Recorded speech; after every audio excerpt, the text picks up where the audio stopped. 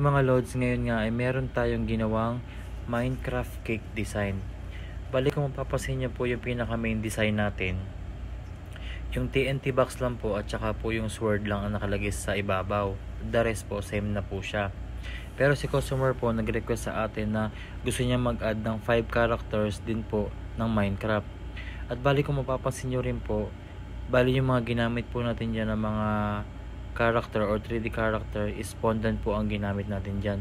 Sabi ko nga po, pagka po mga ganyang klase ng mga fondant, yung mga square lang po, ikakat nyo lang po siya, madali lang po siyang gawin, lalo na kung malino po yung pagpaparisan nyo.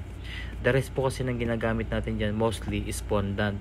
Bihira po kasi yung nagpapagawa sa atin ng mga printed character.